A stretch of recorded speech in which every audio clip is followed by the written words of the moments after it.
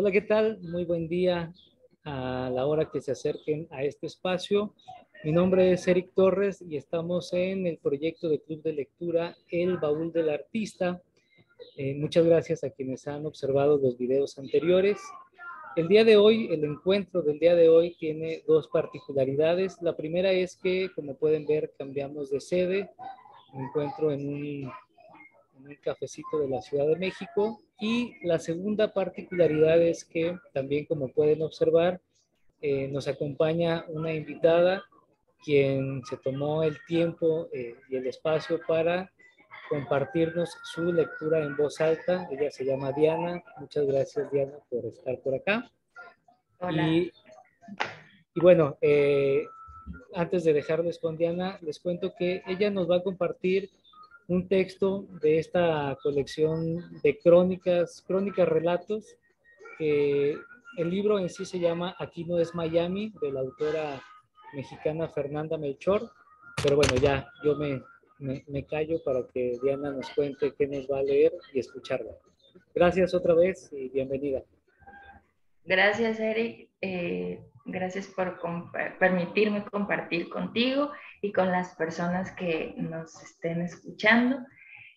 Bueno, como ya dijiste, esto es una crónica, un relato que me parece muy, pues me gustó mucho, me parece muy, es corto, pero es conciso y me pareció muy interesante. Entonces, pues sin más, voy a adentrarme ya en la lectura. El texto se titula Una cárcel de película. El traslado inició a las 2 de la mañana, en medio de un norte furibundo. Algunos presos ni siquiera alcanzaron a vestirse por completo cuando los agentes federales irrumpieron en las crujías. A golpes y patadas los obligaron a formarse en los corredores, a cubrirse el rostro con los brazos desnudos, a desfilar frente a una valla de soldados que amenazaban con dispararles si se atrevían a alzar la mirada para buscar a sus familiares entre el griterío. Tiritaban. Algunos pensaban en la bienvenida que recibirían al llegar a su destino. Otros fueron más precavidos. Habían logrado hacer arreglos en las prisiones en donde los reubicarían, pues desde mediados de diciembre se decía que el penal sería vaciado para emplear sus instalaciones como set de una nueva película de Mel Gibson, rumor que las autoridades negaron en su momento. E incluso cuando la declaratoria de inhabilitación del penal Allende ya había sido publicada oficialmente en la Gaceta del Estado.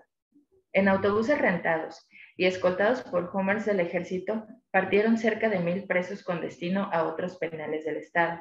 Las puertas de Allende quedaron abiertas y a su alrededor se apiñaron decenas de mujeres que esperaban a que amaneciera para indagar la suerte de sus familiares. A Rodrigo lo mandaron al penal recién vaciado para husmear en las crujías y fotografiar los grafitis que los presos dejaron sobre los muros. Las ratas se paseaban a sus anchas por los pasillos e incluso correteaban a los empleados de limpia pública que se atrevían a ahuyentarlas. Cuando recuerda el aspecto del lugar y las sensaciones que éste le produjo, Rodrigo frunce las narices como si aún sintiera la peste. Era un cochinero.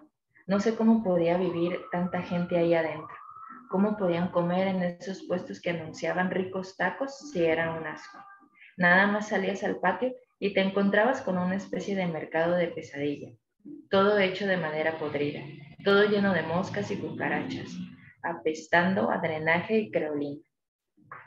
De las celdas y las crujías, cuadrillas de empleados de limpia pública y policía sacaron cientos de colchones y jergones mugrientos, trapos, bolsas llenas de ropa, botellas de plástico y toda clase de basura y desechos, con los que formaron una enorme montaña en uno de los patios de la prisión.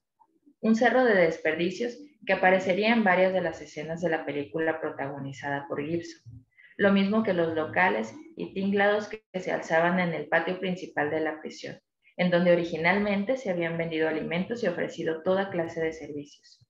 El ámbito en donde hasta entonces se había desarrollado la vida cotidiana de aquel millar de presos, sus celdas, talleres, sanitarios y cocinas, acabó convertido en una suerte de escenografía hiperrealista de la que la producción de la película How I Spent My Summer Vacations, cómo pasé mis vacaciones de verano, se sirvió para simular el interior del Centro de Readaptación Social de Tijuana, también conocido como El Pueblito.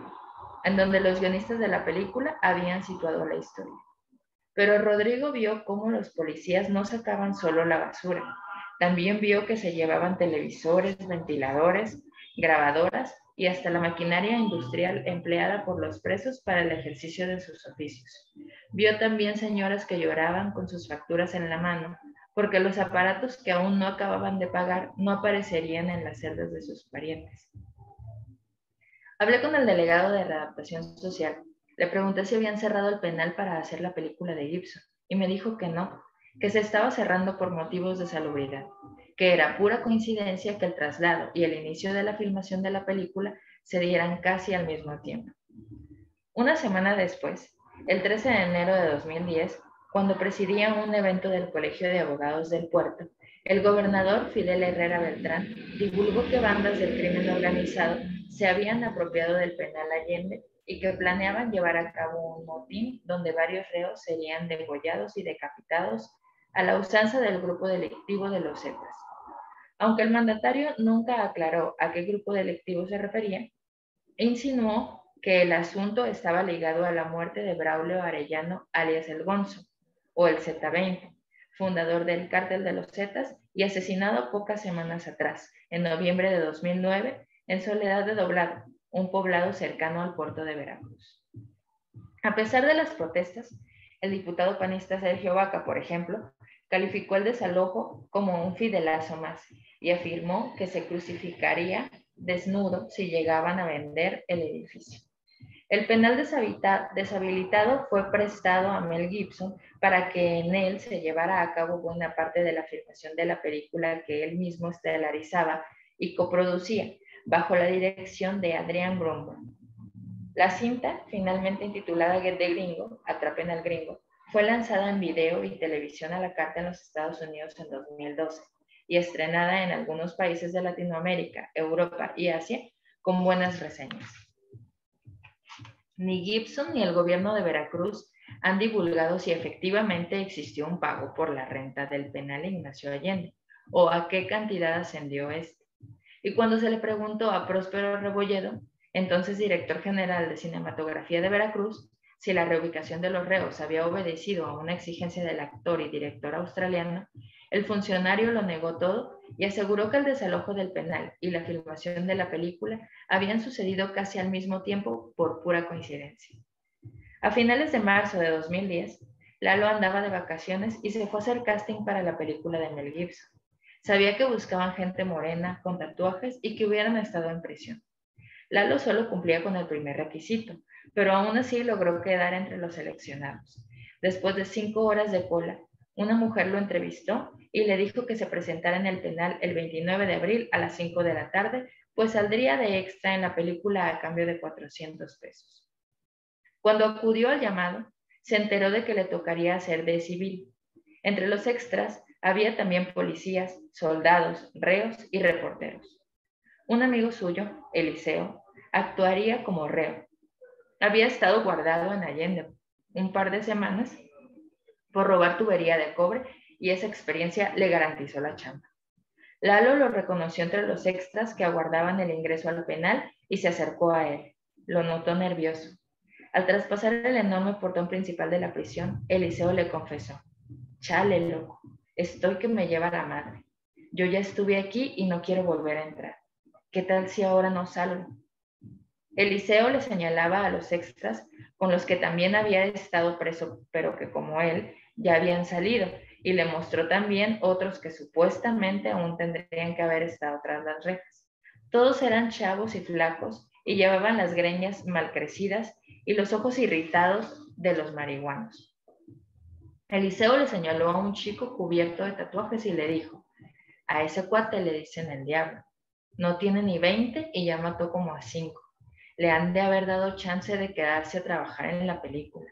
Mel quiere todo realista». Lalo sintió miedo.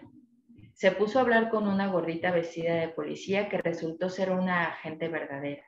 La muchacha, ya entrada en confianza, le contó que, hasta hacía pocas horas, ella se encontraba acuartelada con varias decenas de compañeros en Jalapa.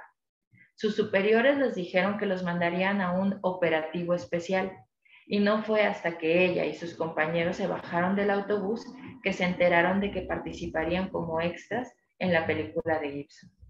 Lalo miraba a su alrededor.